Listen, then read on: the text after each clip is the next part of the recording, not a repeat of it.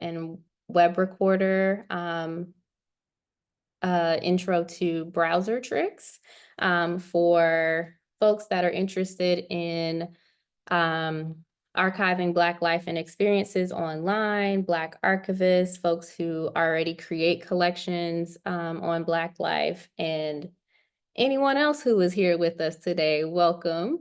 So I will go ahead and get started first with an introduction to Archiving the Black Web. So for those of you who are not familiar, Archiving the Black Web is an initiative that was started by Makiba Foster and Burgess Jules in 2019 to create a more equitable and accessible landscape for archiving for Black collecting institutions, Black memory workers, and those working on or interested in creating collections of Black life online.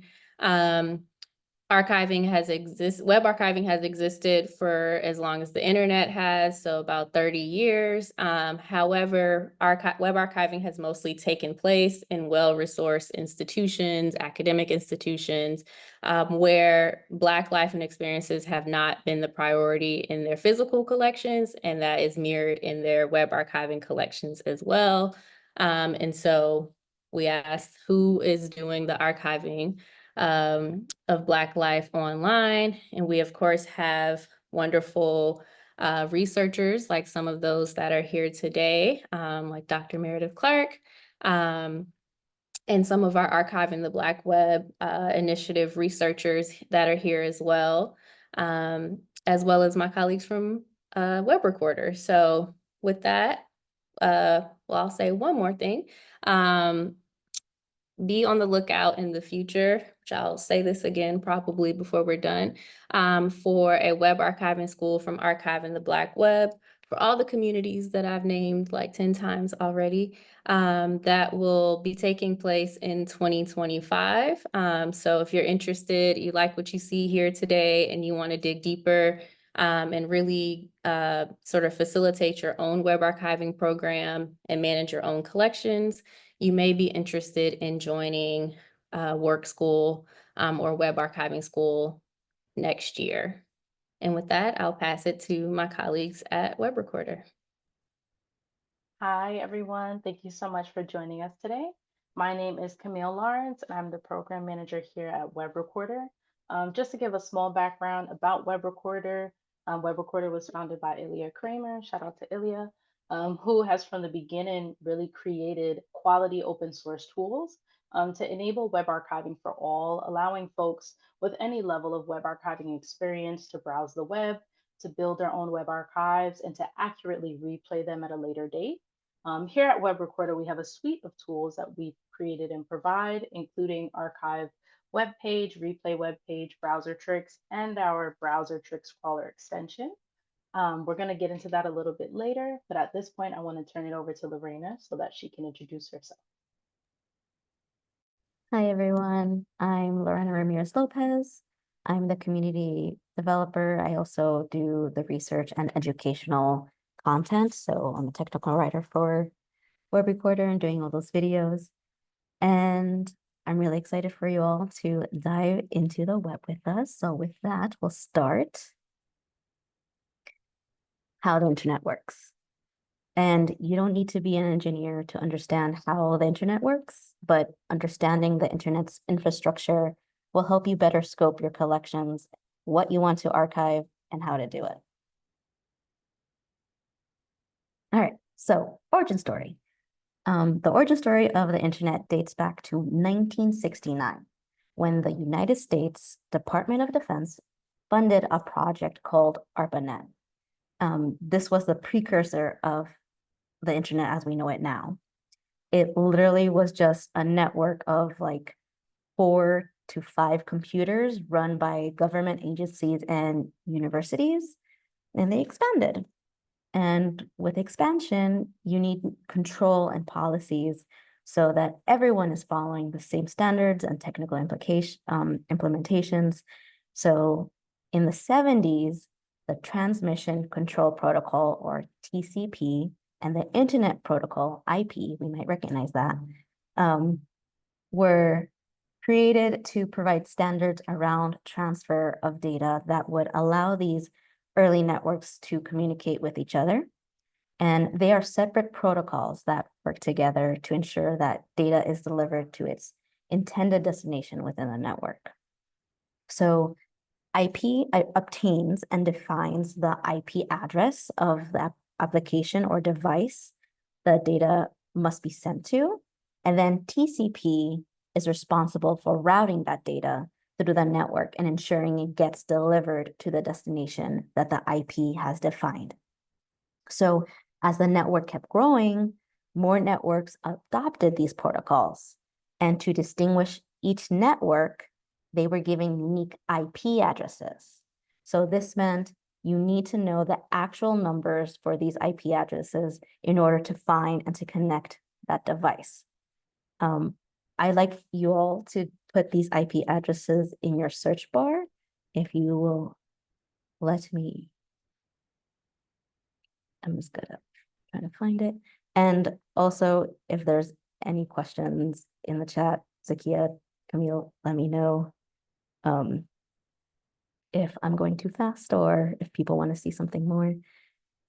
So if you all can, this is our first IP address. And this is our second. So it should take like 10 or 30 seconds if your internet connection is working, if you copy paste that into a browser. And if you got it, put it in the chat what it is. What do these IP addresses take you?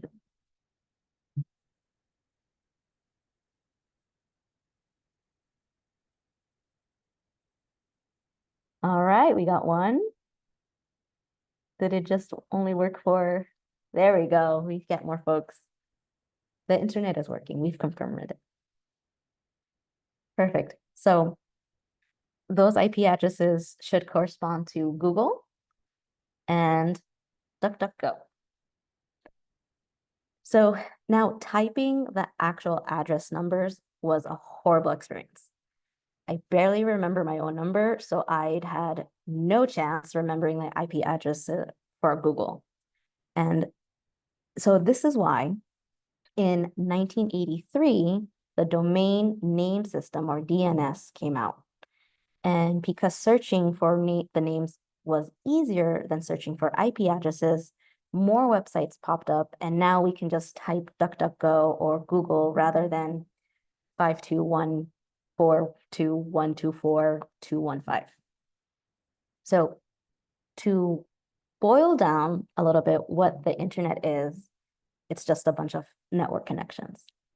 The question we all should be asking ourselves is, how does my device, how does my computer or my phone connect to something miles and miles away from me? And how do I get the information I want so quickly? Okay. So this is where another important term pops up, and it's the concept of the client-server model. And in this model, the client, which really is just us, the user on our device, we're making a request for data where the device pings a server, and the server will ideally respond back with the information we want. So the internet refers to the global network of connected computing devices, and the web is just one of the networks of servers available on the internet. So the web relies on all the internet connections and architecture in order for us to be able to search and access these web pages. So this means the web also relies on TCP, IP addresses, DNS, because that's what the internet uses. And in addition to that, the web operates on another protocol, and we call this Hypertext Transfer Protocol, or HTTP. We might even see HTTPS, which the S just stands for secured. And a typical HTTP session starts when you type in a URL in your browser. The server will translate that domain name, like archiving the black web, to its IP address. And it will try to connect to the server with that IP address. So it will bounce around a couple of servers until it's like, ah, I have that address. And it will send back that data or a different HTTP response. And keep in mind, all of that, all those connections are happening in under a second. The thing that takes the most is us typing.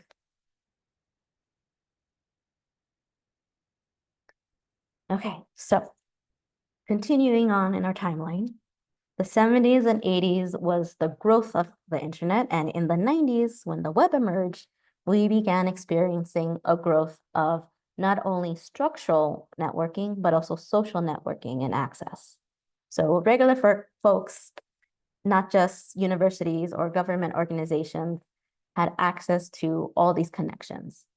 And with access to something like the web, of course, there has to be the rise of commercialization on the internet. And this is the type of environment where Amazon and eBay began popping up and selling things. And there were several search tools that started to appear, such as Archie, Gopher, Waze, Netscape, all tools that are now obsolete, but they were the precursor browsers and search engines for today. And these browsers made searching for not only needs, but also wants way easier. So, of course, the government had to get involved. And this led to the Communication Decency Act in 1996, which amends the Communications Act of 1934 in order to, and I quote, the use of any telecommunications device by a person not disclosing his or her identity in order to annoy, abuse, threaten, or harass any person who receives such communications.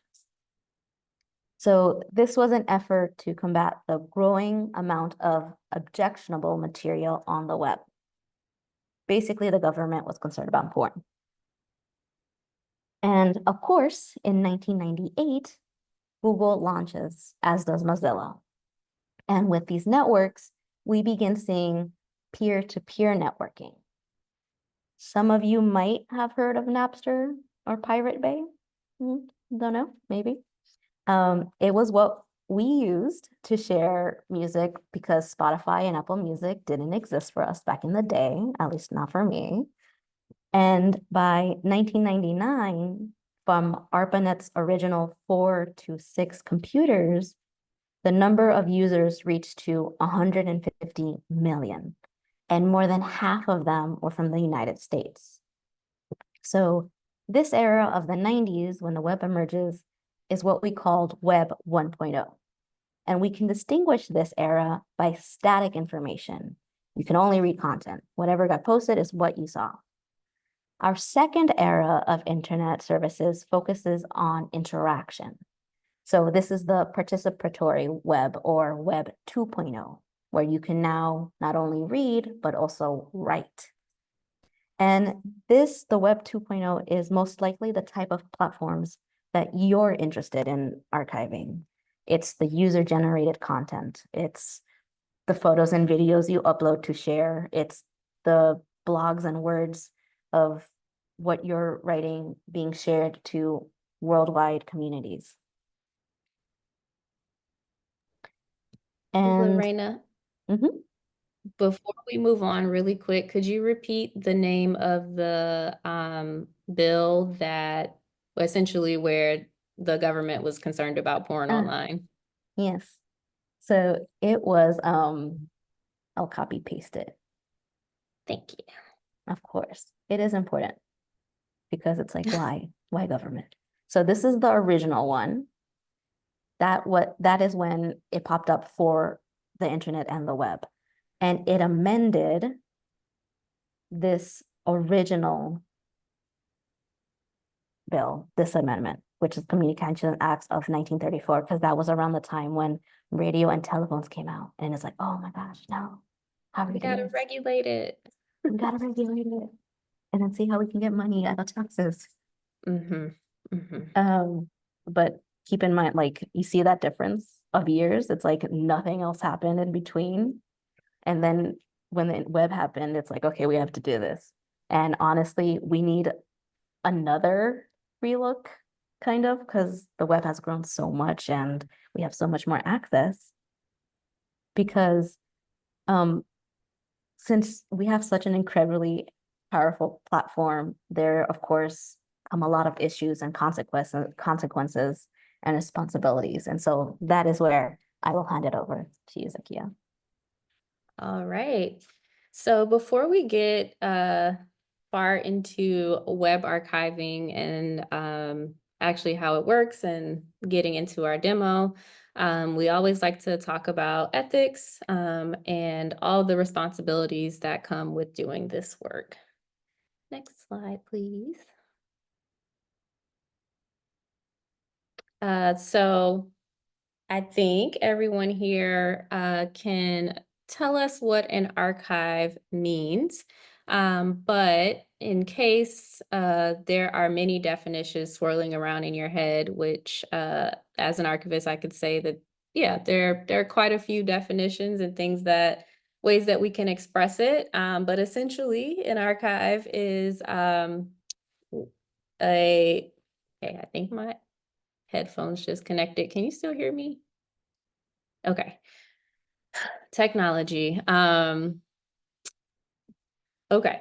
So an archive is where how we save things in the most simplest of terms, but it is the act of preserving something so that it lasts into the future and wanting to make sure that it's preserved with its original context and description so that we understand where this document, web page, object existed, who used it, and sort of what is its impact and relationship within the world.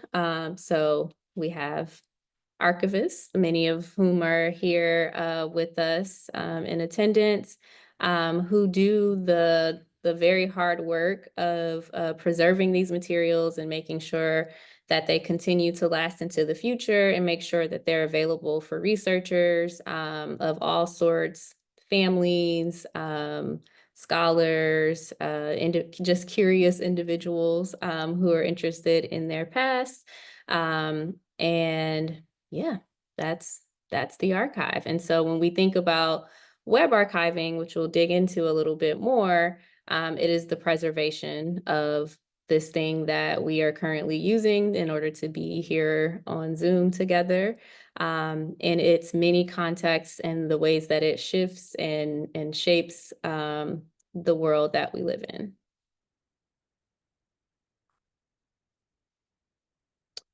So in thinking about the power that comes with archiving and web archiving, there is a specific quote that I want to uplift from Mimi Onawa, who is a researcher and artist who has a wonderful project and exhibition called the Library of Missing Data Sets, and really thinking about all the things that we don't collect data on, and that no one has decided to just create a data set, but there could be data sets about literally anything, data sets about, the number of times everyone here has washed their hair this year, the number of water bottles that are present with us behind our screens today, like literally data sets on anything, but the data sets that do get created have real impact on the world around us.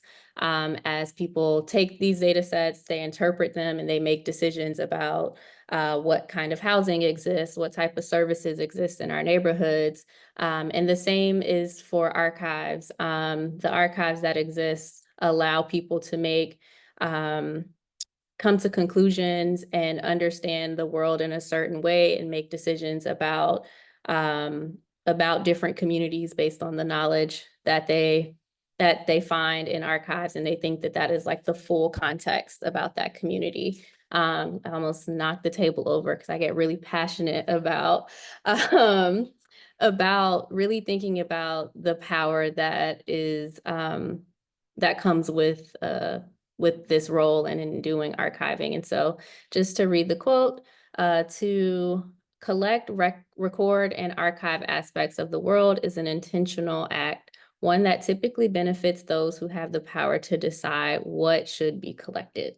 So with that, you know, when deciding to participate in web archiving, recognize that you are contributing to a larger archive, a larger data set, and being very intentional with what you're deciding to collect and why, and not trying to collect the entire internet. Because there are real cloud space is not unlimited. So with that, next slide. So some of the ethical challenges in web archiving, and this is sort of developed out of the Documenting the Now community, or DocNow, as some of you may know it. So one thing to think about is sort of the lack of consent and awareness of data usage. And so with web archiving, with studying the web, there are many ways that we can access people's websites, access people's lives, and information about them without them ever knowing, which is incredibly scary to think about. And just last week, I was going on one of those sites of like, opt out, I don't want my address just floating around the internet. And that is just sort of the world we live in, with so much access to data and information, which can be just as beautiful as it is dangerous. And so when we are sort of wielding the power to create web archives and preserve things in perpetuity, we really have to think about getting consent for some of these things, and really thinking about, you know, what it would feel like if we were in the position of our online content being preserved at X institution and made available without us knowing. And, you know, maybe it's not showing us in our best light, or the light that we want to be in that moment. And maybe we'll come back to that light later, but right now we're in this bag. And someone wants to preserve you in a whole different bag. And so it's important to think about consent where possible.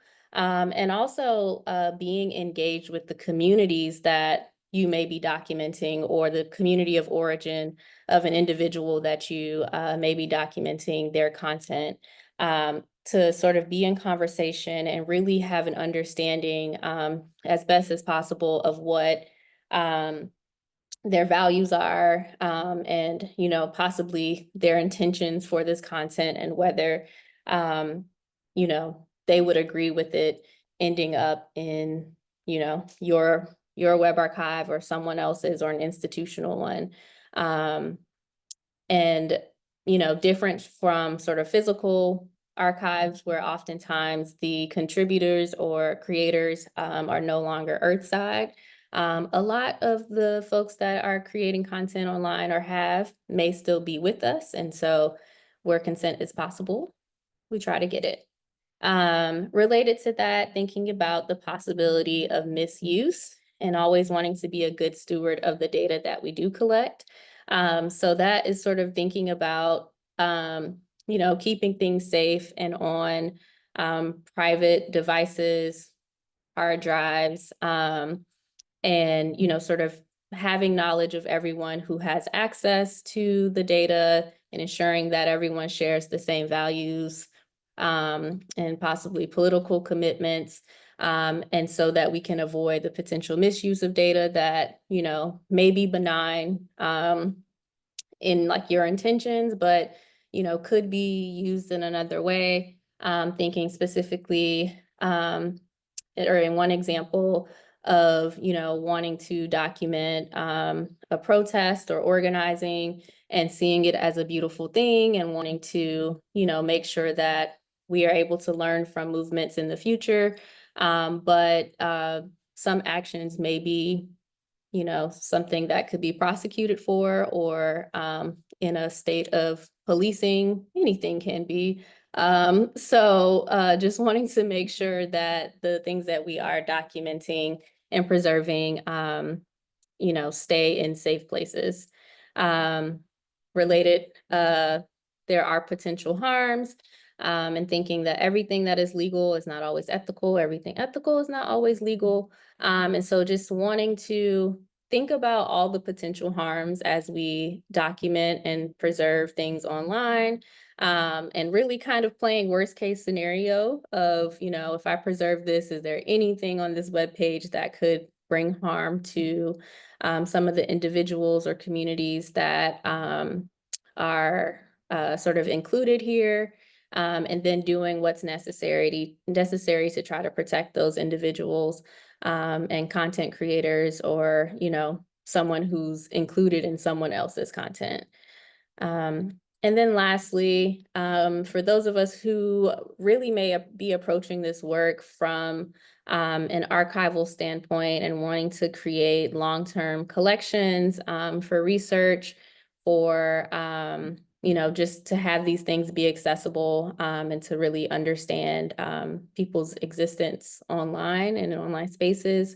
It can be difficult to sort of apply standard archival practices like appraisal to web archives, especially when you're able to just web archive things that are live on the web. You could hypothetically, but not really, archive any and everything, but you should not do that. Again, that was the second time I've said that.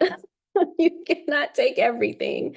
And so it can be hard to sort of appraise, you know, if you're studying a specific community or a movement or a moment, you know, what should you be collecting if there's just so much being generated, thinking about the COVID-19 pandemic, and there's, you know, a billion articles, a billion blog posts, tweets, TikTok posts that are generating every second. And they all feel important, and they all are to the context, but really wanting to be able to decide, you know, what is representative of a particular perspective, or you know, what is the most expansive, or what can be used for researchers or for your own personal research in the future. And so it takes time to do that. And so even though it may feel urgent, and like websites are definitely ephemeral and could disappear just as instantly as they appear, but it's still important to take time in really thinking about the potential harms and thinking about like what we should really be preserving. Yeah. And with that, we will go officially into what you all came to get here for, came here for, which is to learn about web archiving. I will repeat it again, so it'll be a third time. Do not archive the whole internet or the web. It's very important. It's like the same physical, you can't archive everything physically, it applies digitally as well. So with technical and ethics in mind, how do you actually archive the web, the parts that you want? What are the tools? What is the standard? Where do I even begin? So don't worry. So the official definition of web archiving is the process of collecting portions of the World Wide Web to ensure the information is preserved in an archive for future researchers, historians, and then the public. Web archivists typically employ web crawlers for automated capture due to the massive size amount of information on the web. So today, there are a few tools that can archive the web correctly. They were even less before, and a lot of the focus was on capture. So we call this type of capture a web crawl or just a crawl. So a crawl essentially is a bot that crawls. It literally browses through the World Wide Web and captures the indexing as well as the content. So this is why web archiving is more than just the content we see. It's the content plus all those requests. Remember those HTTP requests we were talking about? It's the content plus those requests and the protocols that we've mentioned before. So when you capture a website, you actually get back a work file. And a work file literally is a web archive file. And this is the standard file format we have for web archiving. And this is it. We as a community of archivists agree that we shall use works for our web archives. But no one really tells you how big and clunky these files can be. This is why you don't want to archive the entire internet or the web. And that's part of the reason, because works can get so unwieldy, that this is part of the reason why at Webrecorder, we created waxy files, where it's web archive collection zipped. It's still abiding by the standard. It only just zips the works into a more manageable package. And with web archiving, we should always think about capture and replay. Most people forget about the replay part, because I don't know, for me, what's the point of archiving your website if you have no way to access it and see it again in the future? Already, this sounds hard. Why even do it then? So web content is actually hard to archive because it's unpredictable. And you can't determine if a server goes down or if a corporate entity just decides to remove information. A study shows that at least 38% of web pages from 2013 are no longer accessible. And 23% of news web pages contain at least one broken link. That's including government websites. So web pages are ephemeral. And you might have noticed that certain web pages aren't archived as mentioned from the missing data sets.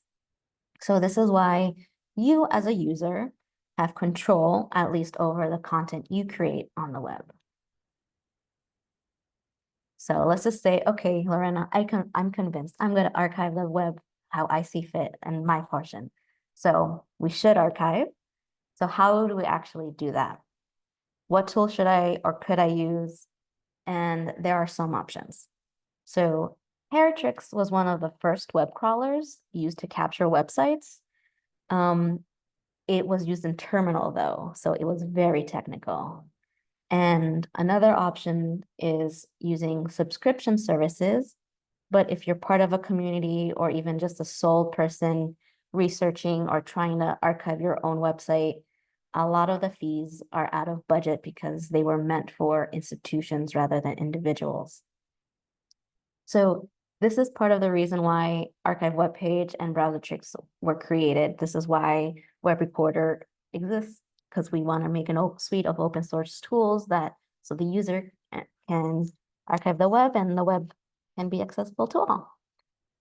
So both of these options, Archive Web Page and Browsertrix, which Camille will go over, they give folks another option so that web archiving can be accessible. And with that, I'll pass it along to Camille just to show you how robust these tools can be when archiving. But is there any questions at the moment in the chat? We seem good. Okay, as a side note, I have to relocate, so I'll be right back.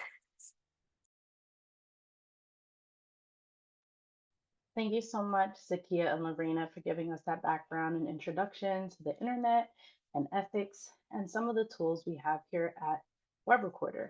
And so, as I mentioned before, at Webrecorder, we really are committed to creating high fidelity web archiving tools and making them accessible through multiple touch points. And so the first thing that I'm going to do today is I'm going to share my screen and share more about our free option, which is a browser web extension.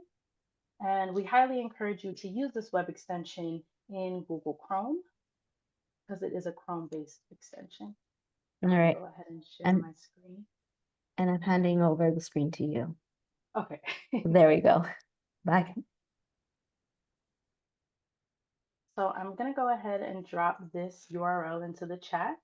So for those of you attending, if you're interested in utilizing our browser extension, you have the accessible link. And so when you are web archiving with the browser extension, we highly recommend that you make a brand new Chrome profile that is created just for this. And once you visit the website, it will bring you to the extension page. You'll easily go ahead and install the extension. But what I have, I've already installed it. So what we're going to do together is we are going to capture Archiving the Black web page. And so I can navigate to the web page, and when you come over to your extension section, you'll come down and select Webrecorder. And then it shows actively the status. If you are archiving or not, you're going to go ahead and select Start Archiving. And so you will see this other bar appear, and now it will show you that we are actively web archiving this page. Now, our browser extension is a manual extension, so you will have to physically navigate through to select the different URLs that you want captured. So we're beginning on the Archiving the Black Web homepage. We're going to go ahead and scroll down. I'd like to also capture the other primary menu options. So I want to go ahead and capture the news page. By you selecting the URL, it is starting to capture this web page. We're going to go ahead and also select the contact page and scroll down. I'm also going to capture the about page. And I'm also going to come down and select the research page. Now that I've browsed through these 4 or 5 web pages that I would like to be captured in my web archive, I'm going to come back to my extension. I'm going to select this. Now you see that it is archiving, but it's idle because I'm not actively browsing at this moment. And I'm going to go ahead and select Stop Archiving. Now you'll see that I've captured 5 pages. It's telling me how many URLs are inclusive in those 5 pages and the amount of storage that was located on these pages. Now you're going to navigate to the section that says View Archived Pages, and that's going to take you over to Archive Web Page. That is another set of a Webrecorder tool that allows us to replay what is our WAXI files. So as you can see, I've captured 5 pages. It gives me the date and time. And now what we're looking at together is the actual web archive. So we're not looking at the live website at this moment. What we are browsing together is the archive that I've captured. Now, when you are looking at your web archives in Archive Web Page, you can go ahead and expand your menu on the left-hand side, and it will show you what URLs were captured with your manual browser extension. You can also have the ability to search for keywords. So if I want to search the words archive, it will show me where that lives on every single URL that I've captured. Also, if I'm searching for a specific person, say if I type in Zakiya, her name will pop up. If I type in Burgess, his name will appear. So you can also do a keyword search in this as well. If you come back to where it says home, give me 1 second, I've expanded my page. You can also see more information about your archiving session here, and you have the ability to download these files. We also have our user guide accessible on GitHub. So if you come over to our tools on our website, you will also see the full suite of tools, and there is documentation if you wanted to deploy it yourself. Now, what I'm going to do is I'm going to stop sharing this screen, and we're going to take a deeper dive into our hosted service. So you can launch Browsertrix remotely on your own servers with our GitHub documentation. You can also use our free browser extension on Google Chrome. But what I'm going to do now is share my screen and we'll jump into our hosted service together so you can see the power of Browsertrix.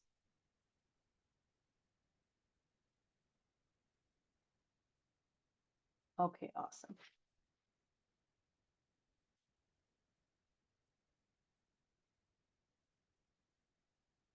So when you log into Browsertrix, which is our hosted service, which you can access through browsertrix.com, Zakiya, can you please drop that link in the chat? That would be super helpful. Thank you.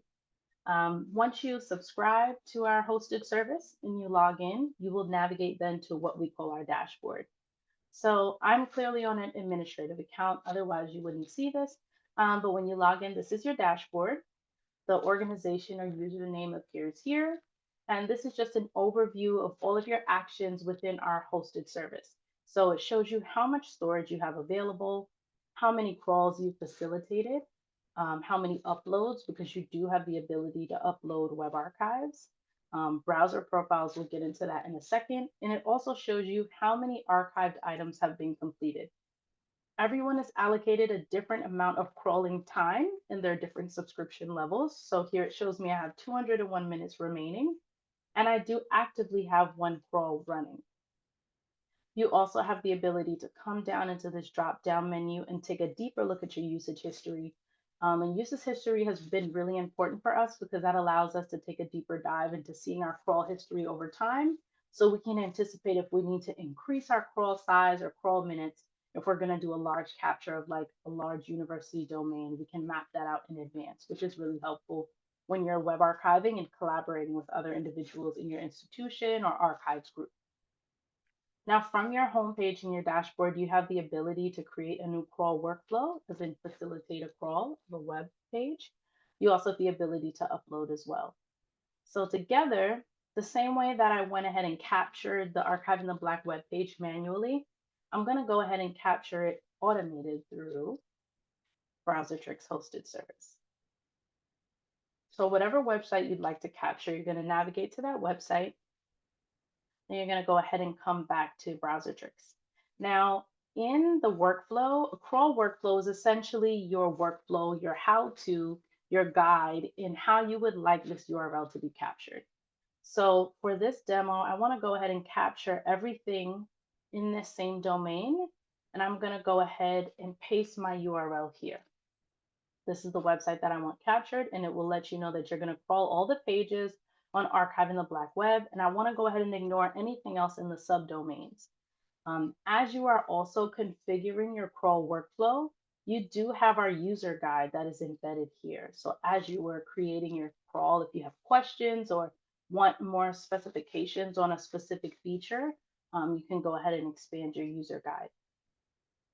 For now, I just want to capture everything on archiving the Black web, and I'm not interested in including any URLs. But if, for example, you have a website that has calendar invites or something that's expired and you know those URLs, you can enter them in here and they would be excluded in this crawl.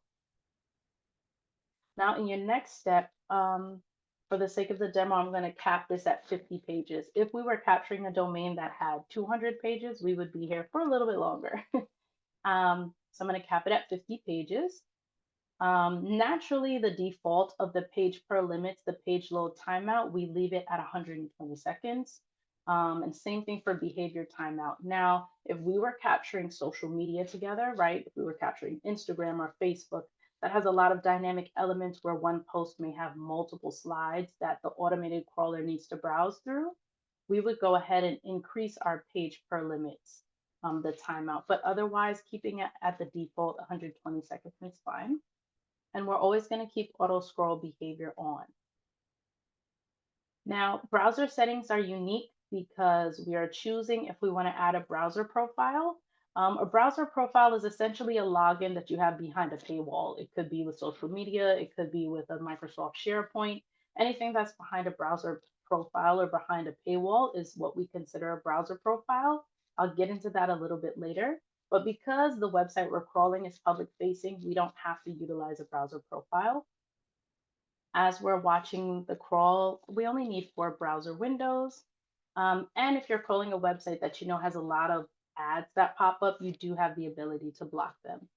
The web page we are capturing is in English, but you do have the ability to select another language if that web page was inclusive of that language. And this is one of my favorite parts of facilitating a crawl workflow.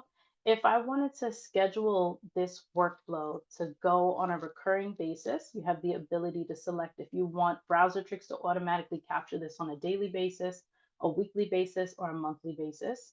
So even if you are not logged in at the time, it will still capture those URLs for you. You can select the time as well.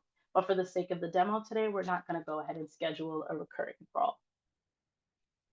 Now at this step, this is our metadata. We're going to go ahead and enter information about the URL that we are crawling so that as the item becomes archived, we can look more in depth about what is the metadata and description.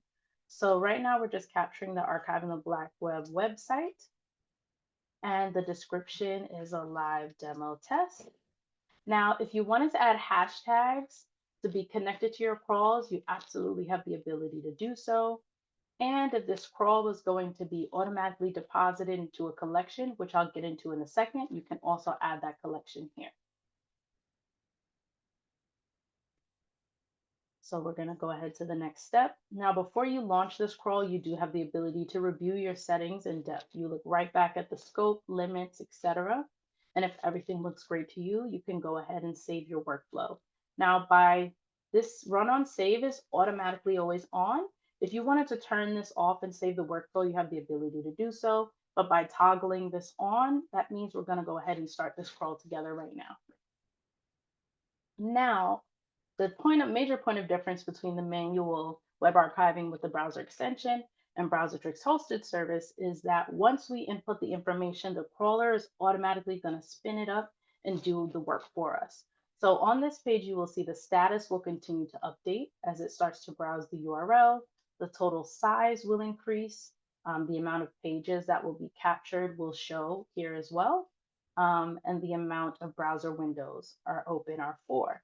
So as you can see, the Browsertrix crawler is automatically doing its job. It's going through every single page on the domain. The status is running. And if you scroll down, you have the ability to see what URLs are queued up next. So say, for example, you're like, oh, I want to omit this speaker's URL. You do have the ability to open up edit exclusions. You can select what that would be to double check, okay, I don't want to include this, and you can exclude it. But for now, I'm not going to, but you do have the ability to see what's queued up coming next. If you are capturing a website that has broken URLs, or if the behavior timed out, you will receive an error log, and that will give you a heads up about if anything was not working.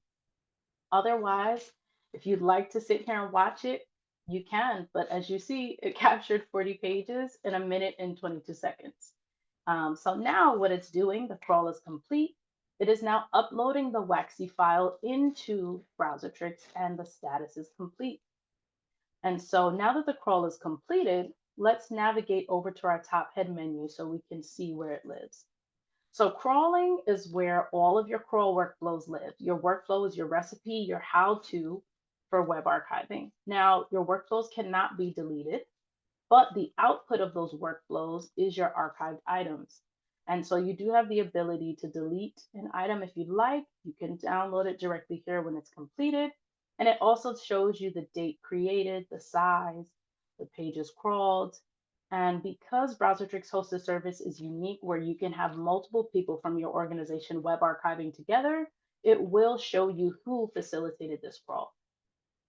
Now, if we select this Archive in the Black Web website, we'll see that the status is complete, shows us the start time, finish time, execution time. And the time is important to understand because in our subscription tiers, you can increase the amount of minutes and hours that you need to capture crawls. Another really important thing to know is that in the Browsertrix hosted service, every single web archive has a unique crawl ID where it is stamped and authenticated to show that, you know, during the crawl, it wasn't tampered with, it wasn't manipulated, it is a quality web archive file. Now, if you come back down to replay, this is the same exact replay that allowed you to view your manual crawls as well, but we've embedded it into the Browsertrix hosted service. And so again, you can expand it on the size to show how many pages were captured, and we can go ahead and navigate through this as well. So what we are looking at together is the web archive file of Archive in the Black Web that was completed in 1 minute and 22 seconds. And similarly, before, if we want to search for a keyword, you have the ability to do so as well. If you want to download this web archive, you come down to WAXI files, you select that, and it can download for you. If this was a larger crawl, there would be multiple WAXIs you can download. It will download it to your local device. Again, you can look at error logs. If you're working with a designer on your team and there's a URL broken, you can share that with them. And you can also look at your crawl settings. So say, for example, if the Archive in the Black Web team is like, this is great, love this crawl workflow, we want to continue to use this every month for our automated crawls, you can absolutely copy this workflow ID, or you can edit it and duplicate it to use it again. I do see some comments going on in the chat. I haven't looked at them, but if there are any questions, if you want to bring them into the room, Lorena, feel free to let me know. They're all cool, good comments saying, oh my gosh. Okay, great. So now, right, we've looked at the crawl workflow. We've looked at what it looks like when our archived item is complete. Now we're going to talk about collections. I love, love, love collections. Collections is a really strong feature of Browsertrix because it allows us to pull together multiple archived items and build a collection. And so I started doing some test crawls of archiving the Black Web earlier. So when you want to create a collection, you're going to come here, you're going to select new collection. You can type in your collection name, you can add a description, and you do have the ability to make a collection that you pull together of web archives, publicly accessible or not.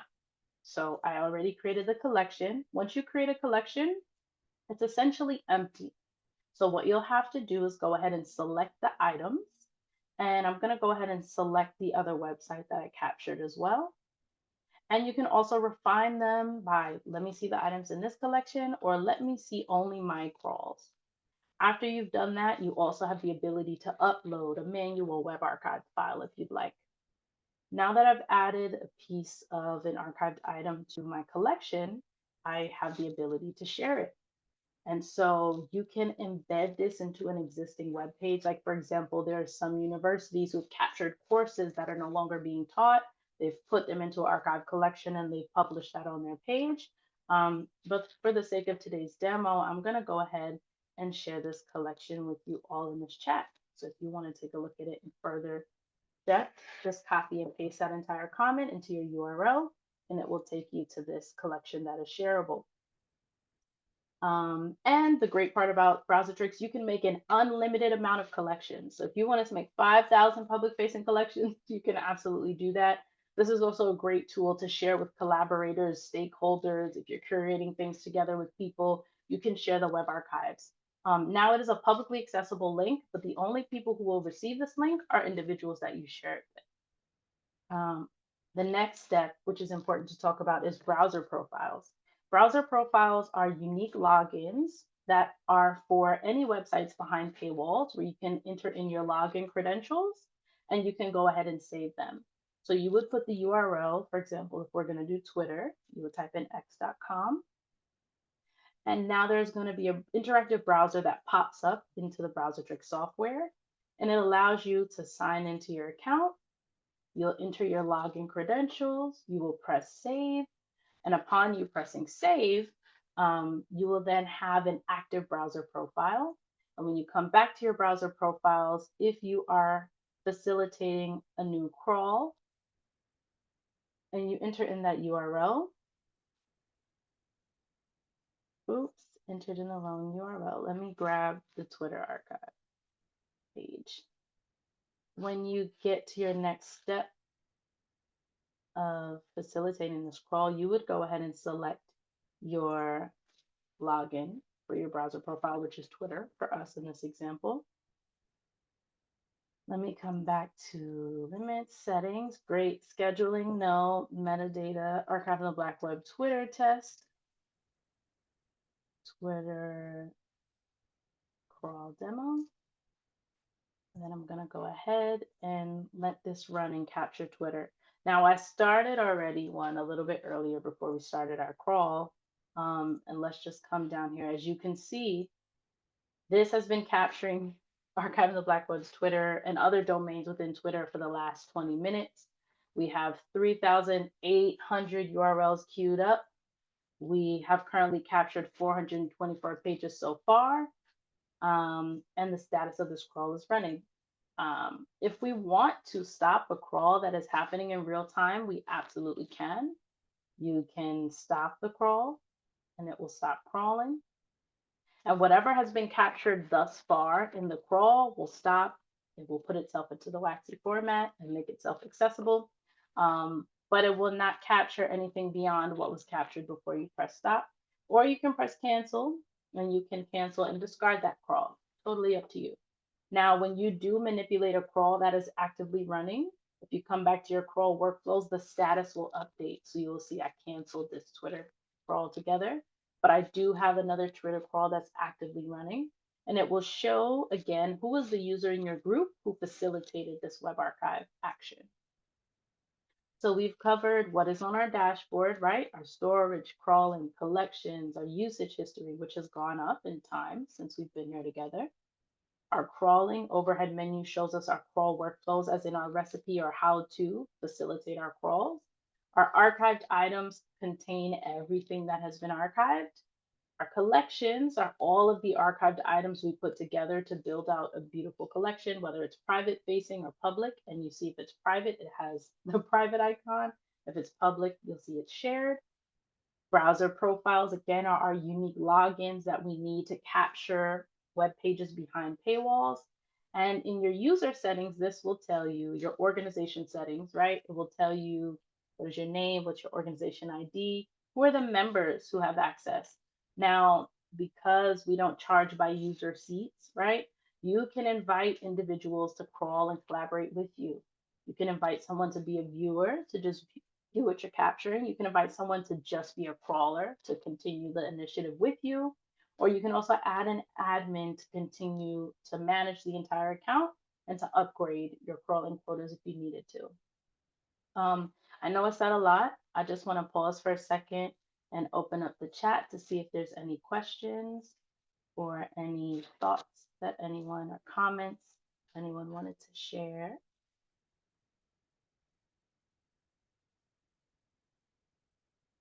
Can publicly accessible content be password protected and tied to age verification? Is not, is there a plan? Okay, Henry already jumped in. But thank Yeah, you for your feedback. Go ahead, Lorena. there's a lot of good user case questions, so thank you so much. And I don't know if we introduced Henry, but he is our graphic designer at Webrecorder. Yeah, there's one question I want to bring to the forefront also from Sentiment about thinking about content that may be currently suppressed by Google as a platform. So what are the options for using Webrecorder in the case where you have a specific browser related, sort of content suppression?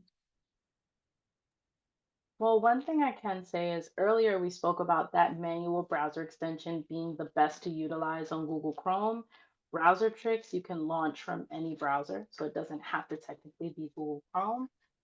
But more in-depth specifics, I wouldn't mind passing it over to Lorena if you want to share your thoughts, and even if Ilya, if you wanted to give a little bit more insight to that.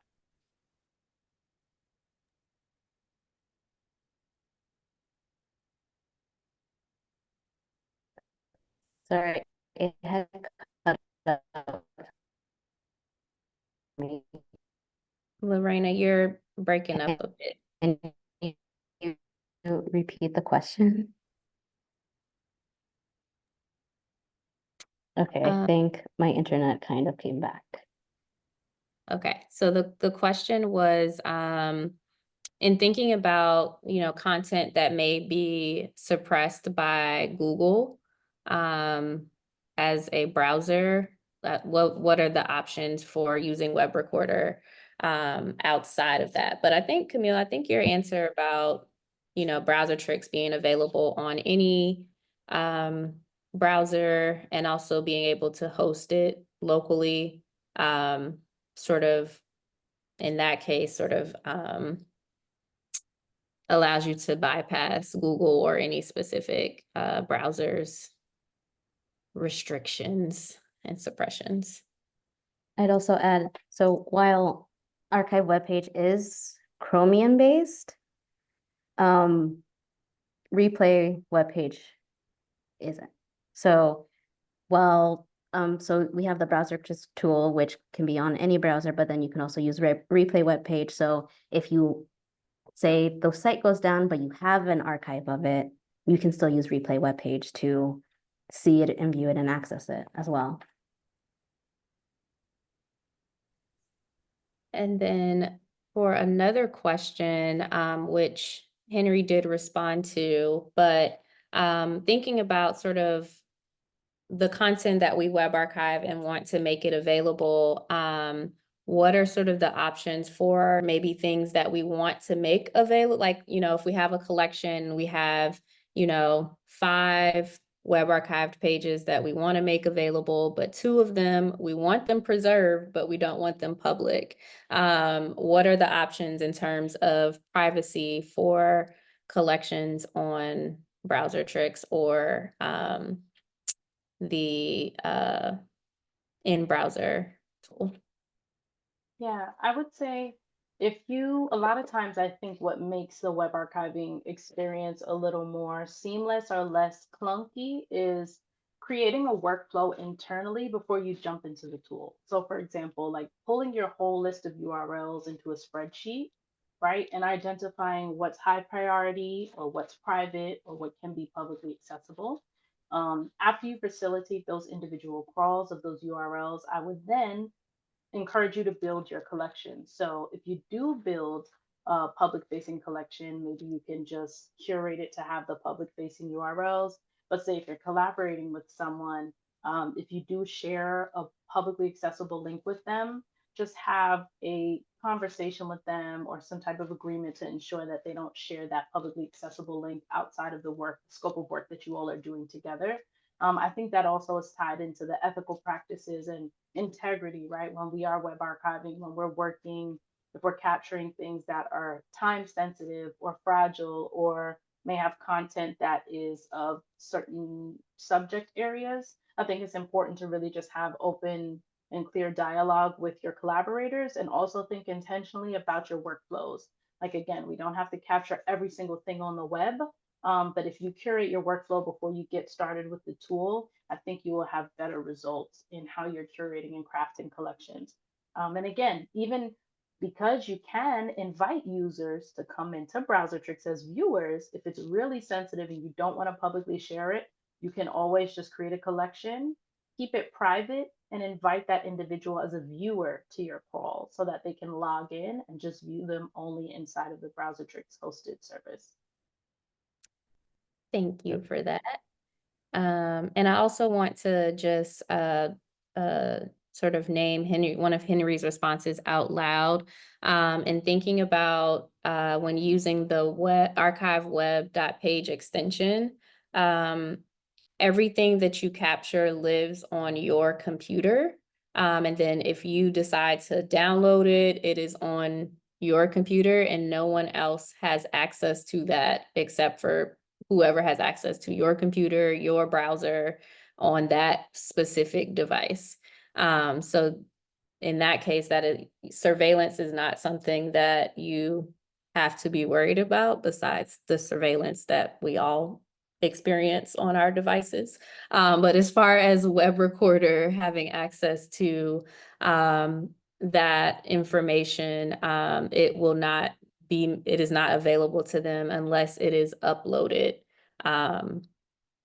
to Webrecorder servers. So just wanted to say that out loud for those who may be concerned about privacy, security, and surveillance, which we all should be. Yeah. Are there any other, Lorena, you were about to say something? Yes, I'm gonna take this opportunity to share my screen again because in web archiving, while it's been around for a while, there isn't like, this is the workflow. So at Webrecorder, we have suggestions that we've seen work and comply. So if you're worried that you think you're doing it wrong, it's okay. This is why we have a network and community. We ask each other. Okay, let's see. Internet. Am I allowed to share now again? Since I re-logged in? Yes.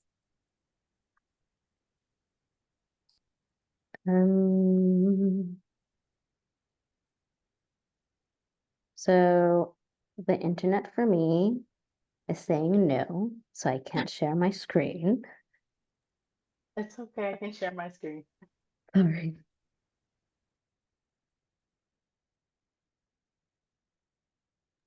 So what we're going to share a little bit now is just Browsertrix relationship or visibility in the press and also the folks that we are in relationship with, that we support in different groups. My presentation skills may not be as great as Lorena, but we're going to get through it together. So yes, so recent press and mentions of Browsertrix include the Washington Post. In 2022, we were supporting, there were different archivists capturing Ukraine's digital history. We were also featured in the Black Enterprise, where folks who were mapping Black California were able to track California's efforts in addressing racism using our tools. We were also noted on the Library of Congress website in May 2024 that the WAXI file was recognized as a recommended file format by the Library of Congress. And in June 2024, Ilya was interviewed in this article called Saving the First Drafts of History in conversation with journalists about the support that they need to utilize web archiving tools. I think it's really important to share that sometimes web archiving can feel very high level and very technical and sometimes inaccessible, but at Webrecorder, we are really dedicated to making tools free and accessible, where no matter your level of web archiving experience, you can engage with us. And so our clientele is really wide and vast. We've had national organizations and health, wellness, relief organizations reach out to us and let us know that they're using our hosted service, which has been really, really cool to learn. But our active Browsertrix clientele include Stanford University, the British Library, the National Library of New Zealand, the National Libraries of Quebec. It's also inclusive of dance organizations, Urban Bush Women in Brooklyn, human rights organizations, journalists as individuals have subscribed to self-sign up to capture their portfolio. Because I'm sure, as some of you have seen, a lot of websites are shutting down. MTV News Archives is no longer accessible. So we've been in conversation with journalists, research labs, and even independent archivists capturing things for their needs locally and virtually. And so it's important to think about how we can continue to make our tools accessible and support content creators, graphic designers, marketing firms, even lawyers. Different law groups have used our tools, even space organizations have used our tools. So day to day, it's really exciting to see the conversations and the emails and the support requests that we receive of different folks across the globe web archiving for tons of different initiatives, capturing things that are really valuable and important to them. And because you all took so much time out of your day to be with us, we want to offer an extension of a promotion. So everyone who's attended this call, you do have access to a promotional code where if you wanted to sign up with Browsertrix Cloud Hosted Services, you can visit our website, browsertrix.com. And if you go ahead and select Start Crawling, that will bring you down to pricing to give you different subscription tiers that you can have access to. And we're offering 15% off of your first month subscription. So anyone who's attended this call today, if you end up subscribing to Browsertrix in October, if you use this promo code that I've dropped in the chat, ATBW1024, and you sign up for any Browsertrix hosted services, you will receive 15% off of your first month subscription. It is a time sensitive offer, so it does expire October 31st, 11:59 p.m. Pacific Standard Time. But we really invite you to stay in conversation with us. Feel free to connect with us and Archiving the Black Web so we can learn more about your web archiving initiatives. And myself and Lorena and the entire team at Webrecorder will continue to host community calls and hopefully in the new year, more in-person webinars to support different individuals of different user groups and backgrounds in web archiving important history.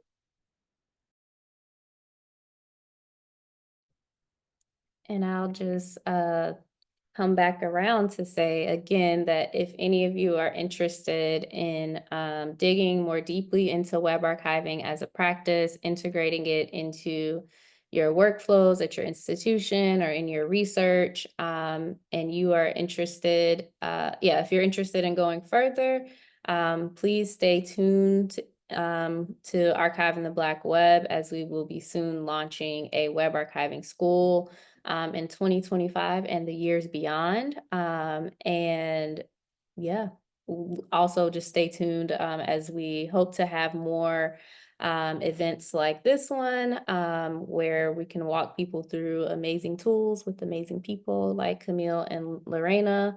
And yeah, we are so happy to have had you all here and welcome you into the world of web archiving so that we can all, you know, do this work together and making sure that our web archives are equitable, accessible, diverse, and all those things. And we will hang around for a bit if people do have questions.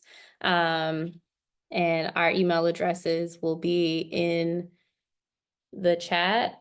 So feel free to email us if you have more questions, but we're here as well.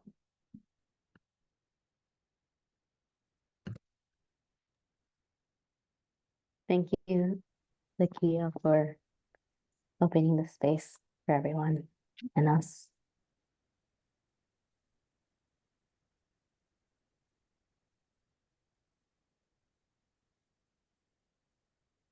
All right, well, there are no more questions. Take care, everyone. Be well. And happy Ask an Archivist Day, because we forgot to say something about that. So it's here now. Okay. All right. Well, I'll see you all on the flip side. Take care. Thank you, everyone.